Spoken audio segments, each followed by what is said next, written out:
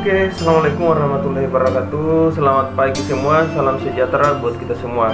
Pada materi kita kali ini kita akan berbicara tentang modal kerja.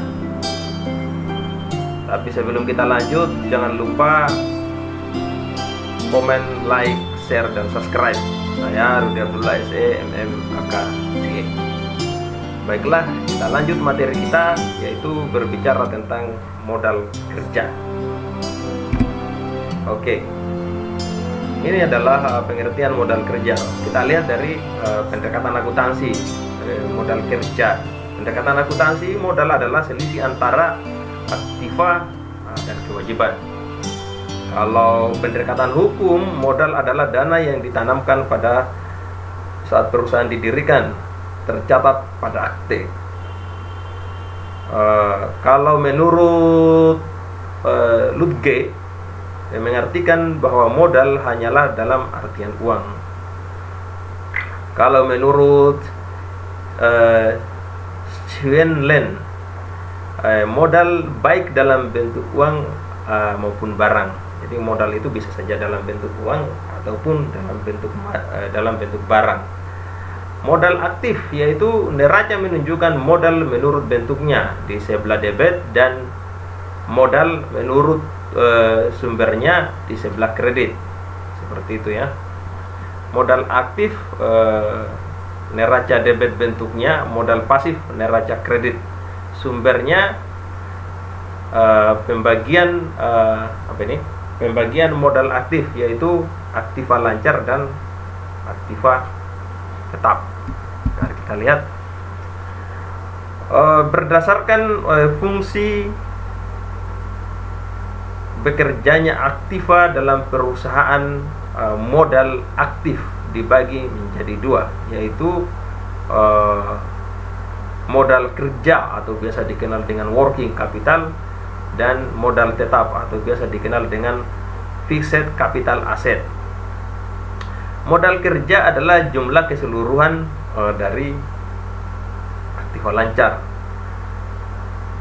Perbedaan modal kerja dan modal tetap yaitu modal kerja ini lebih fleksibel. Susunan modal kerja relatif variabel. Perputaran modal kerja relatif pendek ya. Oke, modal pasif. Dilihat dari sumbernya, modal pasif dibebankan menjadi modal sendiri dan modal asing. Atau modal sendiri ini modal badan usaha. Modal asing itu adalah pinjaman atau kredit. Modal sendiri adalah modal yang berasal dari dalam perusahaan itu sendiri. Pemilik saham, umpamanya seperti saham, simpanan, cadangan, laba. Modal sendiri sebagai penjamin bagi modal pinjaman. Modal asing atau modal pinjaman ini adalah modal yang berasal dari kreditur dan merupakan hutang kewajiban bagi perusahaan itu untuk modal pinjaman. Jadi kalau perusahaannya itu enaknya atau bagusnya kalau kita berwirausaha, itu modal sendiri atau modal badan usaha ya. Struktur kekayaan atau financial structure. Financial structure adalah perbandingan baik dalam arti absolut maupun relatif antara aktiva lancar dan aktiva tetap. Contoh aktiva lancarnya 80%, aktiva tetapnya 120%. Perbandingannya 8:12 atau 40-60 begitu. Struktur finansial atau financial structure yaitu perbandingan baik dalam artian absolut maupun relatif antara kewajiban dan modal sendiri. Struktur modal merupakan perbandingan antara kewajiban jangka panjang dan kewajiban modal sendiri. Nah, ini contoh neraca. Coba kita lihat.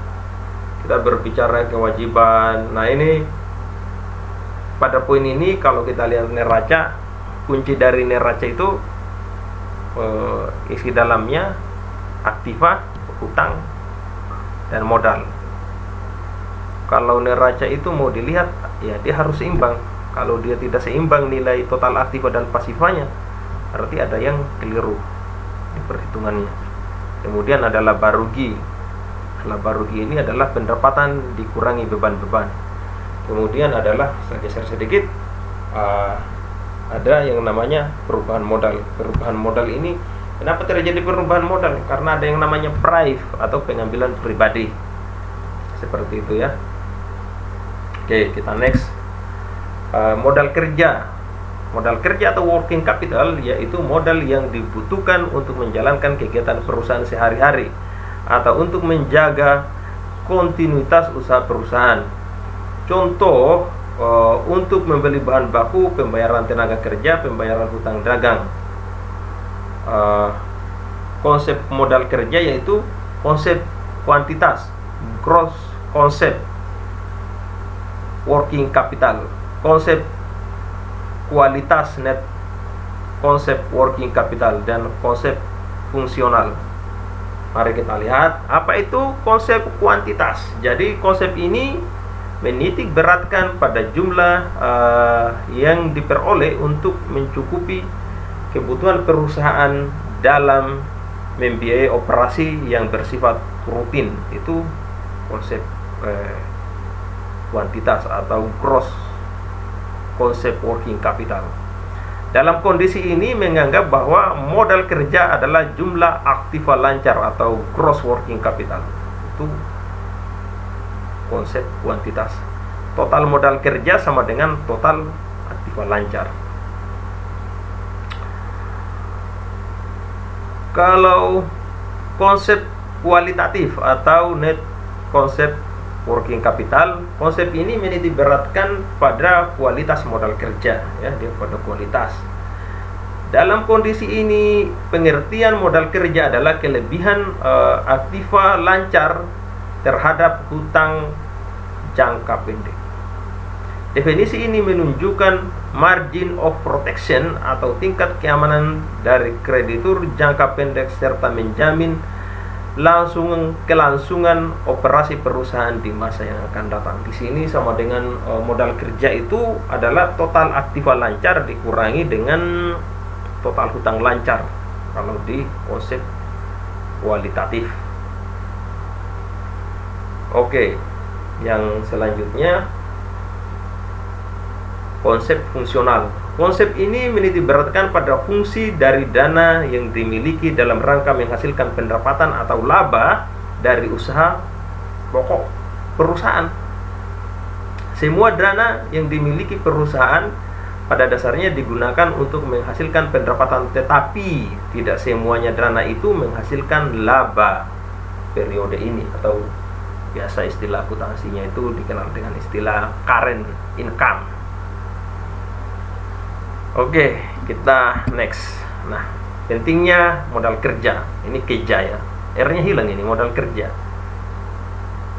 Memungkinkan perusahaan dapat beroperasi dengan efisien. Yang kedua, memungkinkan perusahaan memberikan syarat kredit ke langganan. Yang ketiga, memungkinkan perusahaan mempunyai persediaan dalam jumlah yang cukup.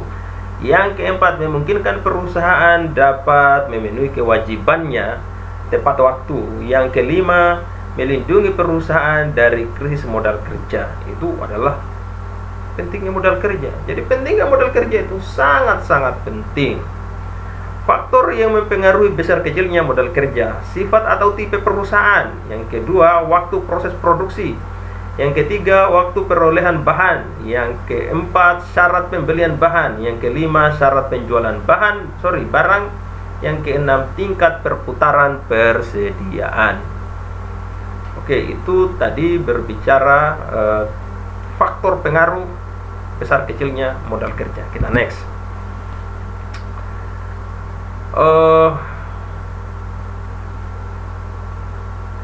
Penentuan besarnya modal kerja itu tergantung pada periode perputaran dan pengeluaran kas rata-rata setiap harinya. Contoh, seperti umpamanya lama produksi 10 hari, lama barang di gudang 10 hari, ini maksudnya disimpan di gudang ya.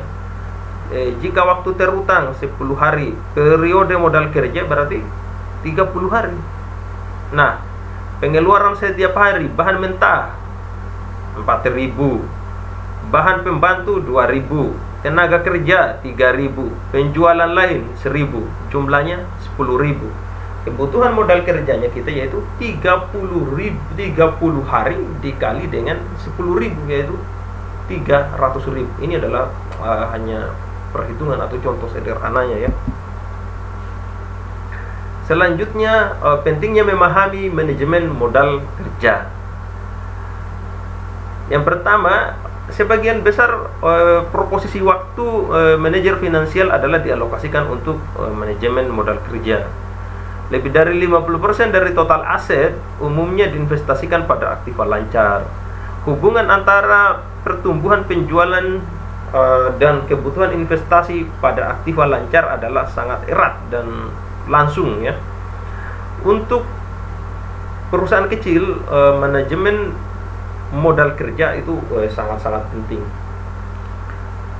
Sumber modal kerja menurut Siegel dan Shim, sumber modal kerja itu yaitu asal dari pendapatan bersih, peningkatan kewajiban tidak lancar, kenaikan ekuitas para pemegang saham, penurunan aktiva yang tidak lancar. Itu berbicara tentang sumber modal kerja. Oke, kita lanjut. Arus kas dan motif memiliki kas. Arus kas adalah sebuah manajemen keseimbangan, yaitu input dan output atau masukan dan pengeluaran kepemilikan uang tersimpan, cash in namanya ya, cash in bank atau cash in company. Secara umum ada 3 alasan perusahaan harus memiliki ketersediaan kas dalam jumlah yang harus mencukupi. Yang pertama untuk transaksi, yang kedua sebagai cadangan, yang ketiga motif spekulasi. Ini motif memiliki kas. Struktur modal itu ada 2, balancing theory dan pecking order theory. Apa itu sih balancing theory? Jadi balancing theory ini adalah merupakan kewajiban yang ditempuh oleh perusahaan untuk mencari dana tambahan dengan cara memberi pinjaman, baik bank atau juga dengan menerbitkan obligasi atau bond. Bukan James Bond ya, bond. Bond itu bond, ada S di belakang, itu namanya obligasi. Obligasi adalah surat berharga atau commercial paper yang mencantumkan nilai nominal, tingkat suku bunga, dan jangka waktu di mana itu dikeluarkan baik oleh perusahaan atau government untuk dijual ke publik. Itu obligasi. Resiko apabila bentuk balancing teori diterapkan. Jadi ada resikonya juga, bos. Yang pertama, jika perusahaan meminjam ke perbankan maka dibutuhkan jaminan. Resiko apabila tidak bisa membayar maka akan menyita aset jaminan. Yang kedua, jika kebutuhan dana dengan menjual obligasi, risiko yang dihadapi apabila tidak membayar bunga tepat waktu maka mengkonversi dari pemegang obligasinya ke saham. Yang ketiga, risiko nilai perusahaan turun di mata publik. Itu kalau kita berbicara tentang balancing theory. Mari kita lihat kalau pecking order teori ini bagaimana, Pak? Oke, pecking order teori ini merupakan suatu kebijakan yang ditempuh oleh suatu perusahaan dalam mencari tambahan dana dengan cara menjual aset yang dimiliki. Kalau masalah jual menjual ini sangat gampang ini, Pak. Seperti umpamanya gedung, tanah, peralatan, dan laba yang ditahan. Itu kalau mau jual aset. Oke,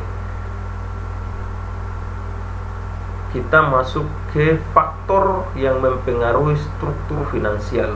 Yang paling mempengaruhi itu adalah rasio leverage. Ini rasio utang.